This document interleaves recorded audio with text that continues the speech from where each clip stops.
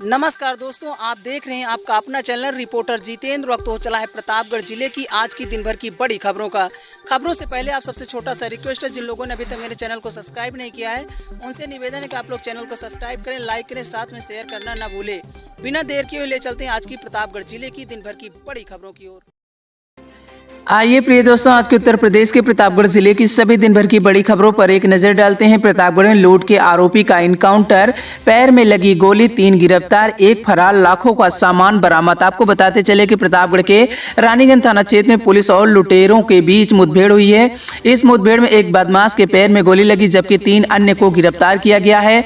एक लुटेरा मौके से फरार हो गया है। आपको बता दें कि पुलिस ने आरोपी के पास से अवैध हथियार, चोरी का सामान और घटना में प्रयुक्त वाहन बरामद कर लिए हैं। यह मुठभेड़ बुढ़ौरा कुंभापुर के पास पुलिस चेकिंग के दौरान हुई। गोली लगने से सातिर चोर मिथिलेश केसरवानी घायल हो गया, जिसे अस्पताल में भर्ती कराया गया। पुलिस ने मौके से लवकुश यादव और पवन यादव नामक 2 अन्य लुटेरों को भी गिरफ्तार कर लिया। उनका चौथा साथी पुलिस को चकमा देकर फरार हो गया। पुलिस ने गिरफ्तार किए गए लुटेरों के पास से अवैध तमंचा, विद्यालय से चोरी किए गए सामान और घटना में इस्तेमाल की गई वैगनार कार जब्त कर लिए। यह कार्यवाही 22 दिसंबर को रानीगंज थाना क्षेत्र के संविलय विद्यालय चंदी गोविंदपुर में हुई चोरी की घटना से जुड़ी हुई है। रविवार रात चोरों ने विद्यालय को निशाना बनाया था। उन्होंने स्टोर रूम से किचन रूम, आंगनबाड़ी और 2 अन्य कुल 5 कमरों के ताले तोड़ दिए थे। चोर विद्यालय से 3 कुंटल गेहूं, 3 कुंटल चावल, बर्तन, आंगनबाड़ी के बच्चों के खेलने का सामान, रजिस्टर और अन्य अभिलेख सहित लाखों का सामान चुरा लिए थे।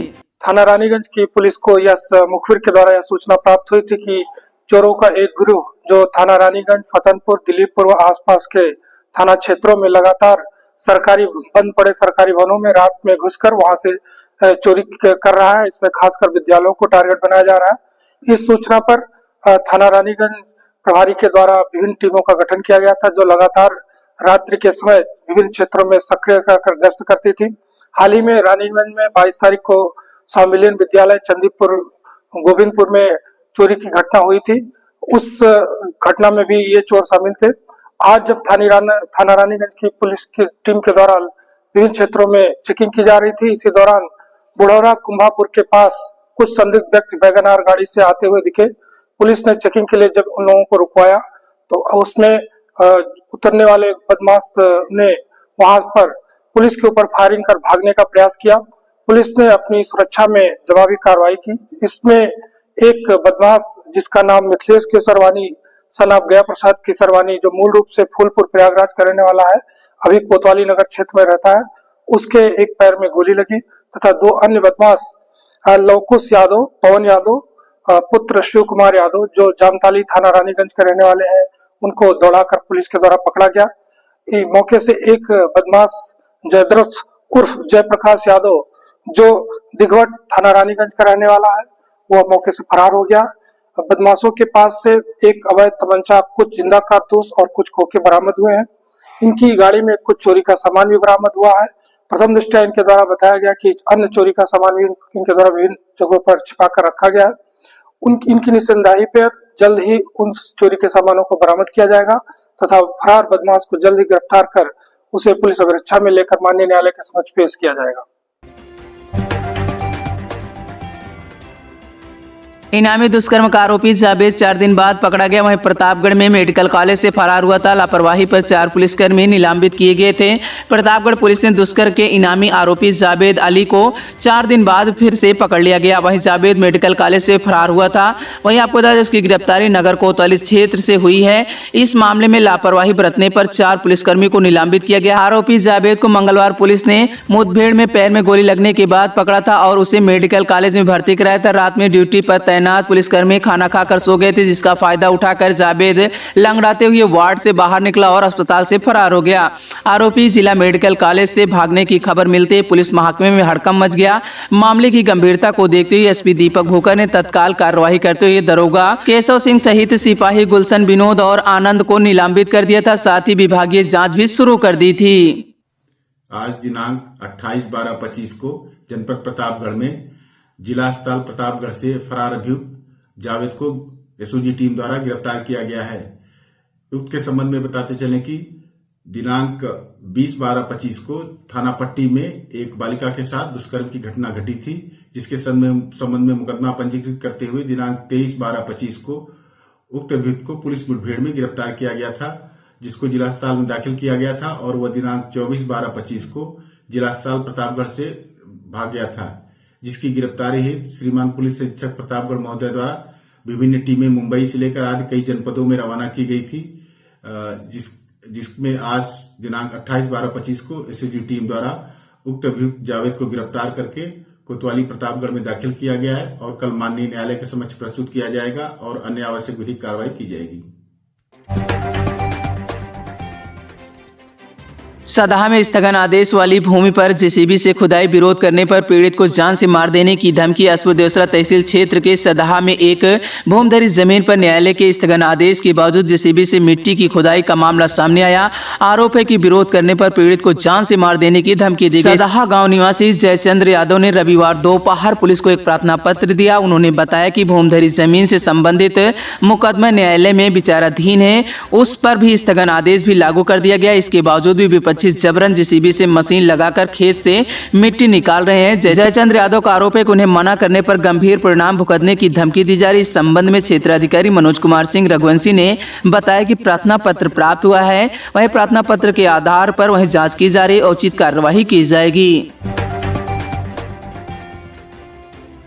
आसपुर देवसरा थाना क्षेत्र के सदाहा गांव के पास शनिवार देर रात एक सड़क हादसे में 2 बाइक सवार युवक गंभीर रूप से घायल हो गए। उन्हें इलाज के लिए सामुदायिक स्वास्थ्य केंद्र सीएससी पट्टी में भर्ती कराया गया। जानकारी के अनुसार सेतापुर निवासी राजेंद्र पुत्र सूर्यनारायण अपने साथी अरविंद पुत्र राजेंद्र के साथ बाइक से पट्टी की ओर जा रहे थे। इसी दौरान पीछे से आ रही एक तेज रफ्तार बोलेरो ने उनकी मोटरसाइकिल को टक्कर मार दी। टक्कर के बाद दोनों युवक सड़क पर गिर गए और गंभीर रूप से घायल हो गए। मौके पर मौजूद लोगों ने तत्काल 108 एम्बुलेंस को सूचना दी। घायलों को पहले अमरगढ़ सीएससी ले जाया गया, जहां उन्हें प्राथमिक उपचार के बाद सीएससी पट्टी को रेफर किया गया।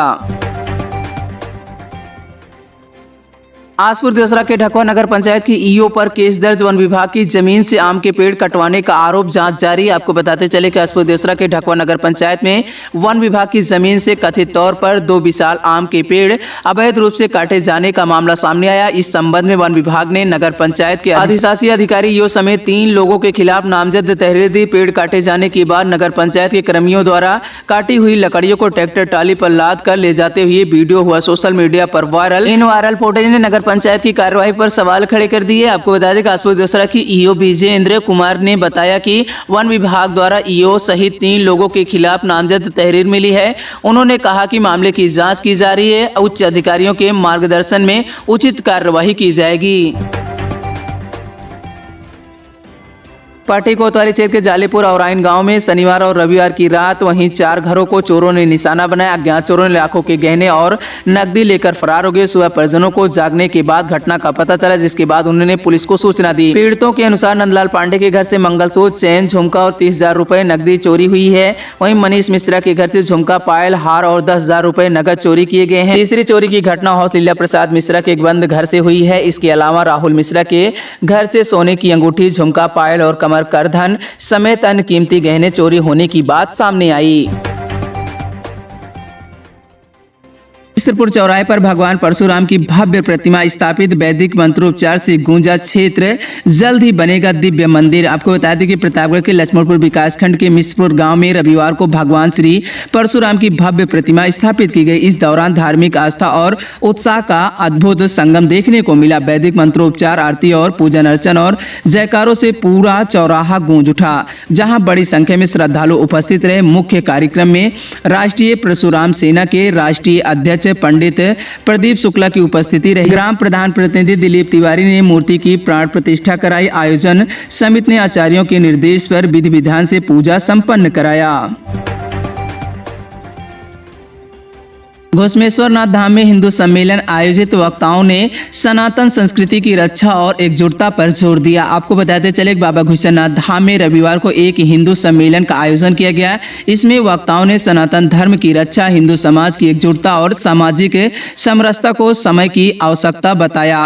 वहीं सम्मेलन में इतिहास, संस्कृति और वर्तमान में चुनौतियों पर गहरा विचार विमर्श हुआ। आपको बता दें कि राष्ट्रीय स्वयंसेवक संघ के तत्वाधान में आयोजित इस सम्मेलन में राष्ट्रीय कथा सलाहकार मुकेश आनंद महाराज ने कहा कि सनातन संस्कृति की गिरावट के लिए बाहरी शक्तियां नहीं बल्कि हम स्वयं जिम्मेदार हैं। उन्होंने जोर दिया है कि कोई दूसरा धर्म सनातन संस्कृति को तब तक समाप्त नहीं कर सकता जब तक हम अपनी मूल जड़ों से दूर ना हों। प्रतापगढ़ के लालगंज में लीलापुर पुलिस ने एक युवती से छेड़छाड़, गाली गलौज और मारपीट के मामले में रविवार को 4 आरोपियों के खिलाफ मुकदमा दर्ज किया। लालगंज कोतवाली क्षेत्र के एक गांव की युवती ने पुलिस को दी गई तहरीर में बताया कि लीलापुर थाना क्षेत्र का संतोष सरोज उसे बीते 1 महीने से तहसील परिसर में लगातार परेशान कर रहा था। आरोप है कि वह गाली गलौज के साथ छेड़छाड़ भी करता था। पीड़ित ने जब अपने परिजनों को इसकी जानकारी दी तो उन्होंने आरोपी से शिकायत करने का फैसला लिया।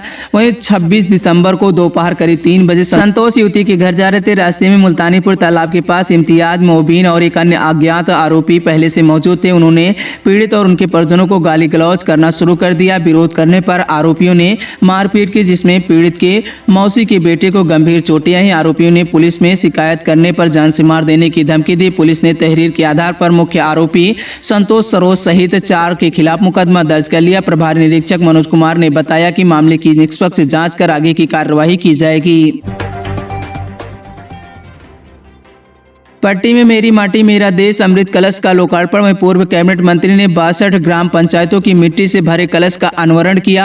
आपको बता दें कि पट्टी क्षेत्र के नगर पंचायत कार्यालय में रविवार को मेरी माटी मेरा देश अभियान के तहत अमृत कलश का लोकार्पण किया गया। इस अवसर पर पूर्व कैबिनेट मंत्री राजेंद्र प्रताप सिंह मोती ने मुख्य अतिथि के रूप में उपस्थित नजर आए। यह अमृत कलश पट्टी क्षेत्र की करीब 62 ग्राम पंचायतों से संकलित पवित्र मिट्टी से भरा था। वहीं लोकार्पण कार्यक्रम में उप जिला अधिकारी पुरेंद्र मिश्रा और ब्लॉक प्रमुख राकेश कुमार सिंह, वहीं पुलिस क्षेत्राधिकारी मनोज कुमार सिंह, रघुवंशी, नगर पंचायत अध्यक्ष अशोक कुमार जायसवाल भी मौजूद नजर आए।